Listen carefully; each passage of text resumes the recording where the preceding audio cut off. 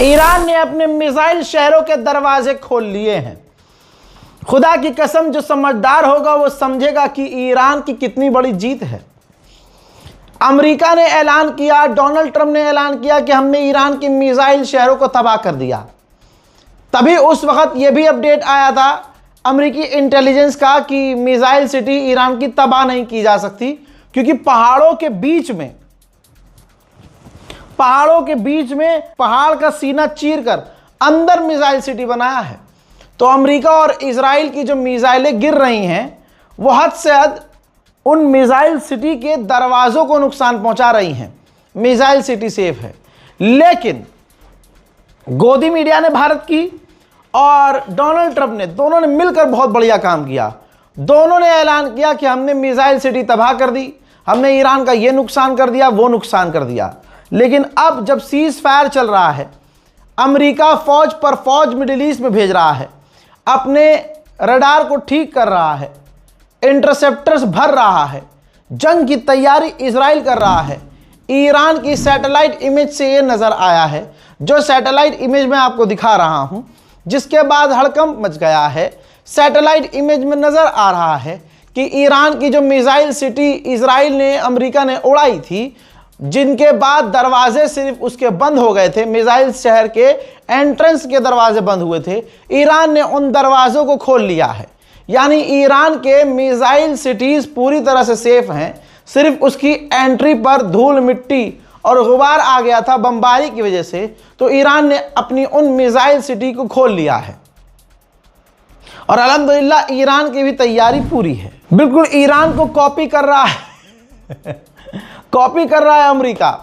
अब अमेरिका ने एक वीडियो जारी किया है जिसमें अमेरिकन नेवी फोर्सेस टैंकरों को धमकी दे रही हैं, जो ईरान के पोर्ट से निकले हैं उनको धमकी दे रही है कि ईरान के पोर्ट पर वापस चले जाओ, ये इलीगल एक्टिविटी है, हमारा जो बैरिकेड तोड़ा तो अच्छा नहीं होगा। जिसके बाद ईरान के पोर्ट पर वेसल्स वापस लौटे हैं। देखिए,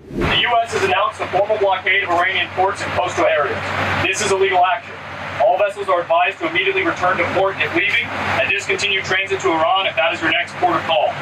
Do not attempt to breach the blockade. Vessels will be boarded for interdiction and seizure transiting to or from an Iranian port. Turn around and prepare to be boarded. If you do not comply with this blockade, we will use force. The whole of the United States Navy is ready to force compliance. Now, Donald Trump की चूड़ी tight हो गई है। कोई भी ऐसा नहीं है जो उसको सपोर्ट करे उसकी सरकार के अलावा। सरकार के दूसरे अधिकारियों की मजबूरी है, नहीं सपोर्ट करेंगे तो डोनाल्ड ट्रंप निकाल देगा। अमेरिका की संसद के अंदर सभा में जिनका नाम चक स्क्यूमर है, इन्होंने, जो मेंबर ऑफ पार्लियामेंट है, इन्होंने कहा कि डोनाल्ड ट्रंप ने धोखा दिया है। डोनाल्ड ट्रंप जब चुनाव लड़कर आए तो उन्होंने कहा कि मैं जंग नहीं लड़ूंगा, दुनिया से जंग खत्म करूंगा। जब जंग शुरू की तो उन्होंने कहा ये जंग 2-4 दिन चलेगी, एक आध हफ्ता चलेगी। आज 40 दिन से ऊपर हो चुका है, अमेरिका इस जंग में फंस चुका है और डोनाल्ड ट्रंप की वजह से सारी दुनिया इस जंग में इफेक्ट हो रही है। जैसा मैंने आपसे कहा था, सामने से ये लड़के देख लिया तो अमेरिका बुरी तरह से पिट गया। मेजर गौरव आर्या का दादा पूरी दुनिया के सामने नंगा करके पेला गया ईरान के द्वारा। तो अब डोनाल्ड ट्रंप जिसको दुनिया भाई नकार रही है, आप देखिए जब सब जगह से भगा दिया गया तो भारत की मोदी सरकार उसको कबूल कर रही है। यह है हमारी इस सरकार की असलियत, यही दम है, वो भी बताऊंगा बाद में। आप देखिए कि अब पुराने, जब सामने से ईरान को नहीं लड़के देख लिया ना, तो अब पुरानी स्ट्रेटजी पे आ गया। ईरान पर पाबंदी लगा दी। ईरान पर जो पाबंदियां लगी थी हटाने की बात थी, अब नई पाबंदियां और लगा दी। अब ऐसे में ईरान को क्या फर्क पड़ेगा? टन घंटा फर्क पड़ेगा। पूरी पाबंदियों के बावजूद, सदियों से पाबंदी लगाने के बावजूद आज यह हालत हो गई कि अमेरिका कह रहा है ये यूरेनियम बना रहा है, परमाणु बनाएगा। तो तुमने जो पिछले 40 सालों में पाबंदी दे पाबंदी ले पाबंदी दे पाबंदी ईरान पर लगाई थी, उन तमाम पाबंदियों के बावजूद अगर आज तुम ये कह रहे हो कि ईरान परमाणु बना सकता है, तो मुन्ना तुम्हारी पाबंदियां तो फेल हो गई और आगे भी फेल होंगी। आइए अब जरा मोदी सरकार पे आते हैं कि औकात क्या है मोदी सरकार की। मोदी सरकार उस आदमी को जिसने हमारे माननीय प्रधानमंत्री का अपमान किया, जो किसी भी भारतीय को पसंद नहीं आया, भारत को धमकाया, और हमें मोदी जी कहते हैं my friend Donald Trump, my friend Donald Trump करते हुए मोदी जी थक नहीं रहे, दोबारा से शुरू हो गया इनका। और उधर जो डोनाल्ड ट्रंप है वो पाकिस्तान के आसिम मुनीर को ग्रेट मैन कह रहा है। हमारे दुश्मन को बेस्ट फ्रेंड बनाकर बैठा हुआ है डोनाल्ड ट्रंप। और हमारी मोदी सरकार की मर्दानगी देखिए कि डोनाल्ड ट्रंप माय फ्रेंड। ये देखिए ताजा तरीन जानकारी अब ये आ रही है कि भारत के अंदर मोदी सरकार डोनाल्ड ट्रंप की सरकार को सपोर्ट करने के लिए डोनाल्ड ट्रंप का आप समझ रहे हैं। ये देखिए दिल्ली में ऑटो पर लगेगी ट्रंप की तस्वीरें। यह है औकात। आप सोचिए जो 250वीं एनिवर्सरी ऑफ अमेरिका आ रही है, इंडिपेंडेंस डे अमेरिका का आ रहा है, तो भारत के ऑटो रिक्शा के ऊपर ट्रंप की तस्वीर लगाएंगे। लेकिन यहां हैरानी की बात यह है, जो तस्वीर आ रही है न्यूज़ 24 के जरिए, मोदी का फोटो नहीं होगा यहां पे। मैं बर्दाश्त नहीं करूंगा भाई साहब। मोदी काहे डर रहे हैं? आज तक जो आदमी मैयत के कागजात पर अपना फोटो चिपकवाया, वो आदमी अमेरिका के राष्ट्रपति के साथ ग्राफिक्स में, बैनर में, पोस्टर में अपनी फोटो नहीं लगवा रहा है। यह बड़ी चिंताजनक बात है भाई मेरे लिए, सबसे बड़ा मुद्दा है। और औकात देखिए, डोनाल्ड ट्रंप की औकात देखिए कि दिल्ली के रिक्शों के पीछे चिपकेगा उसका फोटो। मोदी जी सोच रहे हैं कि ये कितना बढ़िया, मतलब ट्रंप खुश हो जाएगा, बहुत बढ़िया। दूसरे देशों में बुर्ज खलीफा पर नाम चलता है, तो भाई हमारे ना रिक्शे के पीछे नाम चिपकवाऊंगा तेरा। मेरे दोस्तों, IMF ने, वर्ल्ड बैंक ने वार्निंग दे दी है कि अगर इसी तरह से जंग चलती रही तो ये तेल जो है ना, तेल, डीजल, पेट्रोल के दाम 200% बढ़ जाएंगे। उधर कतर और ईरान के विदेश मंत्रियों के भी बीच बात हो गई है। तमाम अरबों को समझ में आ गया है कि अमेरिका की क्या औकात है, इजराइल की क्या हैसियत है। असली पावरफुल अगर कोई है तो वो तो ईरान है।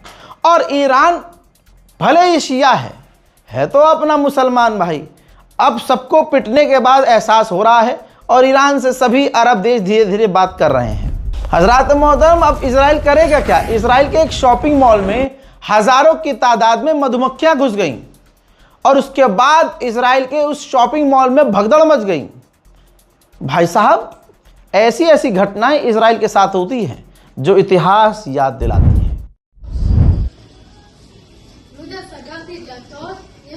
תיזהרי, דבורים. את לא מבינה מה הולך פה. סגרתי את הדלתות.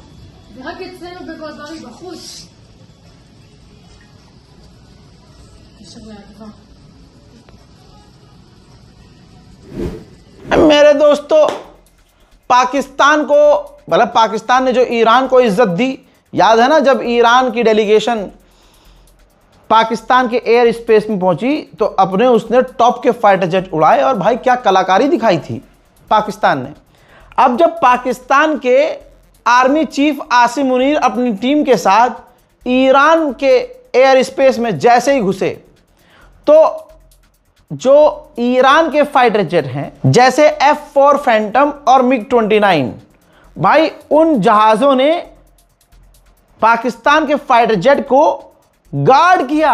गार्ड की ज़रूरत नहीं थी, क्योंकि आज के टाइम पे किसी की औकात नहीं कि पाकिस्तान को उंगली लगा दे, क्योंकि भाई पहले तो अड़ोसी पड़ोसी का मामला है पाकिस्तान ईरान, ऊपर से अमेरिका पूरी तरह से आसिम मुनीर को पसंद करता है ट्रंप। आप समझ रहे हो, अंधभक्तों के बाप की औकात नहीं है कि ट्रंप को बोल कर दिखा दे कि भाई हमारा दुश्मन आपका बेस्ट फ्रेंड है। बस समझ रहे हो। नमस्ते डोनाल्ड ट्रंप। बहरहाल आगे बढ़ते हुए आप समझिए, ये देखिए, वेलकम ईरान ने पाकिस्तान के आर्मी चीफ ऐसा किया कि अपने फाइटर जेट से उसने भी कलाबाजी और करतब दिखाया, अपनी ताकत दिखाई। अब यहां पर रोक कर गुलाबी सुअर की चड्डी उतारने में मेरी मदद कीजिएगा, ठीक है। अंधभक्तों के जो ताऊ हैं, मेजर गौरव आर्या का जो ताऊ है डोनाल्ड ट्रंप, मेरे साथ उसका झूठ एक और पकड़िए। उसने कहा था ट्रंप ने कि हमने ईरान की एयरफोर्स को तबाह कर दिया है। फिर हराम के पिल्ले गुलाबी सुअर, ओ गुलाबी सुअर और उसके जितनी नाजायज औलादे हैं अंधभक्त, ओ पैखाना खोरो, टट्टी चाटने वालों, ओ पेशाब पीकर मौज में रहने वालों बता फिर ये ईरान की एयरफोर्स नहीं तो क्या है? बता ये फिर फाइटर जेट ईरान के कहां से आ गए? ये जिन्नात उड़ रहे हैं क्या?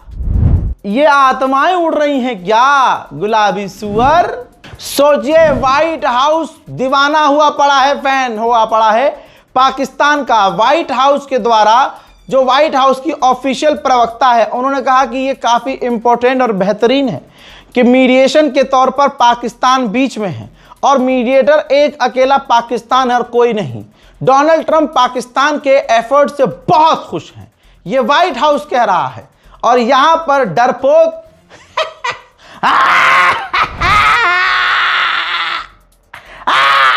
यहां पर डरपोक भारत के अंदर अपना पैसा खर्च करके, हमारे भारतीयों का टैक्स पेयर्स का पैसा खर्च करके फ्लेक्स और बैनर चिपकाएगा रिक्शों के पीछे, और जो हमारे कट्टर दुश्मन को दोस्त बता रहा हो, बेस्ट फ्रेंड, उसे मोदी कह रहे हैं अपना बेस्ट फ्रेंड। आप यहां से विदेश नीति समझ जाओ और दबाकर बीजेपी का बटन दबाओ, पूरा बेड़ा गर्क होना चाहिए। मेरे दोस्तों, व्हाइट हाउस ने यह भी कहा है कि कई देश हमारी मदद को आने को तैयार हैं, लेकिन हम सिर्फ पाकिस्तान से मदद ले रहे हैं। पाकिस्तान अकेला मीडिएशन करवा रहा है। और चाइना ने डोनाल्ड ट्रंप से वादा किया है कि वो ईरान को हथियार नहीं देगा। हमने कई देशों को वार्न कर दिया है कि ईरान से बिजनेस ना करना, वरना तुम्हारे बैंकों में रखा हुआ ईरानी पैसा सीज कर देंगे। यानी ये बात समझ लीजिए कि अमेरिका अब युद्ध नहीं लड़ना चाह रहा है, फटी पड़ी है एकदम, चड्डी उसकी पूरी फटी पड़ी है। हक दिया है उसने, डायपर पहन के घूम रहा है डोनाल्ड ट्रंप कि कब कहीं से खबर कुछ आ जाए और मेरा लहंगा निकल जाए। परेशान है। अब सिर्फ दोबारा, अब आप देखिए, दोबारा पाबंदी लगाना, बैन लगाना, धमकी देना, टैरिफ लगाना, अपने पुराने जोन में आ गया है अमेरिका पिट पिट कर। व्हाइट हाउस ने यह भी कहा कि हमारा मानना यह है कि हमने जो ब्लॉकेज किया हुआ है, पूरा रास्ता बंद किया हुआ है स्ट्रेट ऑफ हॉर्मुज़ का, इससे फायदा यह होगा कि चाइनीज चाहकर भी ईरान से तेल नहीं ले पाएंगे। आजाद ईरान अपना पेट्रोकेमिकल जो बेचता था, एक्सपोर्ट करता था, वो बंद कर लिया है और अच्छा पैसा कमा रहा था।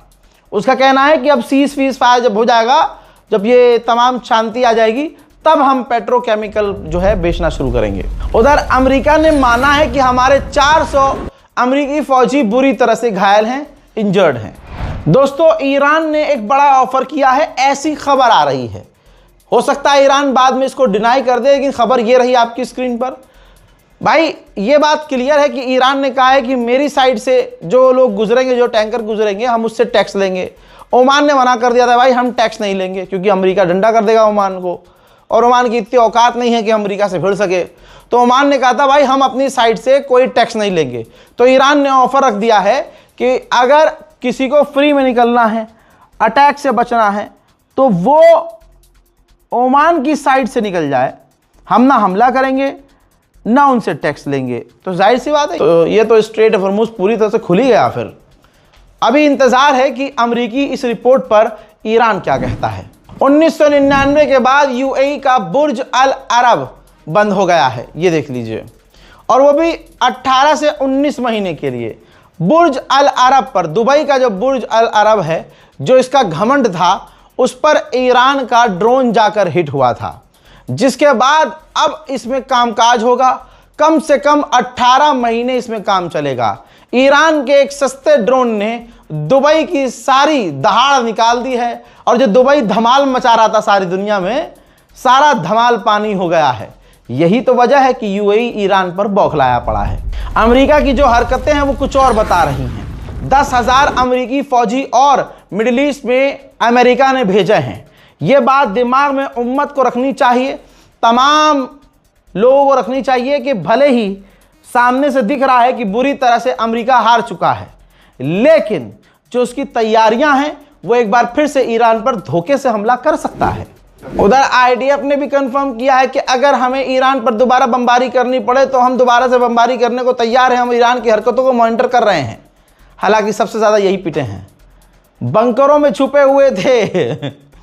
और आपको याद है, भूल गए होंगे आप लोग, मैं याद दिलाता हूं भाई, मेयर, इजराइल के इलाकों का मेयर चैनल 12 पर, इजरायली चैनलों पर आकर रोया कि तुम हमें बचा नहीं सकते तो हमें इस इलाके से जाने दो। हाँ, आगे बढ़ते हैं। अमेरिका का अखबार सुना होगा, वॉशिंगटन पोस्ट। पूरी दुनिया में इस अखबार को देखा जाता है। क्या लिखा है मैं बता देता हूं। वॉशिंगटन पोस्ट ने कहा कि जो ज्योग्राफी है ईरान की, वही ईरान को ताकत दे रही है कि स्ट्रेट ऑफ हॉर्मुज में ईरान ने बिल्कुल खतरनाक पकड़ बनाई हुई है और अमेरिका का जो ब्लॉकेज है उससे स्ट्रेट ऑफ हॉर्मुज को कोई फर्क नहीं पड़ता, ईरान को कोई फर्क नहीं पड़ता। तो ये ताकत बनावट की वजह से, स्ट्रेट ऑफ हॉर्मुज की ज्योग्राफिकल डिजाइन की वजह से ईरान को बड़ी ताकत मिली हुई है। जहां अपने बयानों से ट्रंप ये दिखा रहा है कि चाइना हमारे साथ है, ऐसा बिल्कुल नहीं है। चाइना ने कहा कि अमेरिका ने जो स्ट्रेट ऑफ हॉर्मुज में अपने इलाके में जो बैरिकेडिंग की है यह खतरनाक है, घातक है और नुकसान होगा तुम्हें, तो ये रास्ता खोल दो, इससे चीजें और खराब होंगी। रूस ने आधिकारिक तौर पर कहा कि हमारे देश के क्रिमिनल ने ऑफर किया था कि ईरान का एनरिच यूरेनियम हम ले लेंगे, लेकिन अमेरिका को भरोसा नहीं था। अमेरिका ने यह प्रपोजल रिजेक्ट कर दिया। उधर कतरा हुआ कतर। अमेरिका के राष्ट्रपति डोनाल्ड ट्रंप से फोन पर कतर के अमीर ने बात की है और बात स्ट्रेट ऑफ हॉर्मुज को लेकर हुई है, इलाके की सिक्योरिटी को लेकर हुई है। उधर मेरे दोस्तों तस्वीर आपके सामने, शहबाज शरीफ ने, यानी पाकिस्तान के जो प्रधानमंत्री हैं, उन्होंने मोहम्मद बिन सलमान से मुलाकात की है। करनी ही पड़ेगी क्योंकि भाई पैसा लेना है, लोन लेना है, उधारी लेनी है और यूएई को उधारी चुकानी है, तो किसी ना किसी की चापलूसी तो करनी होगी। उधर यूएन ने उठाया है ईरान के हक में बड़ा कदम। यूएन ने 12 मिलियन ह्यूमैनिटेरियन एड ईरान को देने का ऐलान कर दिया है। अब आप देख लीजिए, ईरान से धीरे धीरे खबर शिफ्ट की जा रही है कि अमेरिका के लिए ईरान प्रायोरिटी नहीं है। अब बताया गया है कि पेंटागन तैयारी कर रहा है क्यूबा पर हमला करने के लिए। लो जी लो, अपनी इज्जत बचानी है तो किसी कमजोर पर हमला करके अमेरिका अपनी ताकत दिखाएगा और दुनिया के बड़े देश डर जाएंगे, अरे और अमेरिका ने ये कर दिया। यही करता आया है, लेकिन ईरान से गलत भिड़ा और बची कुची इज्जत जो उसकी थी वो भी खत्म हो चुकी है। आज दुनिया का हर व्यक्ति अमेरिका को गलत बोल रहा है, इजराइल गलत बोल रहा है कि इन्होंने ईरान पर हमला किया और उसके बाद ये हालात हुए। लेकिन भारत में बैठा मेजर गौरव आर्या, जिसके खिलाफ मुसलमान कुछ बोल नहीं रहा, जिसने ईरान को अपना दुश्मन तक बताया और अपना भाई, सगा भाई इजराइल को बताया। ये चलो ठीक है, तुम किसी को भाई मानो, किसी को बहन मानो, किसी को बाप मानो, कोई फर्क नहीं पड़ता, लेकिन वॉर क्राइम को इसने कबूल किया कि हां मुझे पसंद है कि लेबनान पर 100 बम और मारे, गाजा पर 50 बम और। दुनिया का हर संगठन, यहां तक कि भारत की विदेश नीति भी कहती है कि हम फिलिस्तीन के साथ हैं, शांति और अमन आना चाहिए। लेकिन वहीं पर मेजर गौरव आर्या चैनल पर, इंडियन चैनल पर, नेशनल चैनल पर आके बोलता है कि मैं चाहता हूं, मुझे बड़ा पसंद है लेबनान पर और 100 बम मारे इजराइल और गाजा पर 50 बम मारे। यही असलियत है हिंदुत्व की, यही आज की तस्वीर है हिंदुओं की। वरना सोचिए, हिंदुओं में जिस तरह से शांति है, इसके बयानात के बाद कितनी तकलीफ देह है। चुप रहकर मेजर आर्या को सपोर्ट किया जा रहा है। बड़े बड़े पत्रकार जो पढ़े लिखे हैं ना, मेजर आर्या के उस, भाई सोचिए, ईरान काउंसलेट हैदराबाद ने रीशेयर किया है भाई। तो सोहित मिश्रा लिखते हैं कि जैसे जोकर बैठे हुए हैं दोनों तरफ, खास करके टीवी पर जो जोकर बैठा हुआ है, जो कि रिप्रेजेंट कर रहा है अपना शो नॉट इंडिया, यानी जो ये शो में बोल रहा है सिर्फ ये अपने न्यूज़ 18 गोदी मीडिया को प्रमोट कर रहा है, रिप्रेजेंट कर रहा है। भारत की ये मान्यता नहीं है। जो आइडियोलॉजी है गॉडसे की, वही सपोर्ट कर रही है गाजा के अंदर हो रहे नरसंहार, और जो बच्चे मारे जा रहे हैं सिर्फ गॉडसे के सपोर्टर उसे सपोर्ट कर रहे हैं। गांधी वाले लोग किसी भी हालत में नरसंहार को सपोर्ट नहीं करते। मेजर गौरव आर्या कोई मेजर नहीं, ये आतंकी काम कर रहा है, हमारे रिश्ते दूसरे देशों से खराब कर रहा है। मुसलमानों की नफरत में इतना कुंठित है ये आदमी कि ये कुछ नहीं देखता कि हमारी भारत की विदेश नीति क्या कह रही है। बस दुनिया में कोई भी किसी मुसलमान को मार रहा हो, ये तुरंत उसे अपना बाप बना लेता है। लेबनान पे कह रहा है कि 100 बम और मारो, वहां और नरसंहार करो, जबकि भारत का विदेश मंत्रालय बता रहा है कि लेबनान में इंटरनेशनल पीस कीपिंग फोर्स के तहत हमारे 600 फौजी वहां तैनात हैं और इजराइल यूएन की फौज पर हमला करता रहता है। भारत सरकार को चिंता है, भारत सरकार को चिंता है कि हमारे जो फौजी लेबनान में हैं वो सुरक्षित रहें। बयान सुनाऊं विदेश मंत्रालय का? देख, सुअर की नस्ल, मेरे कद्दू का मेजर और मेरे कद्दू का गौरव आर्या, सुन। The exact number of troops that we have in UNIFIL, we have around 600 Indian troops who are serving in UNIFIL. We have been doing it, our peacekeeping operations go back several decades.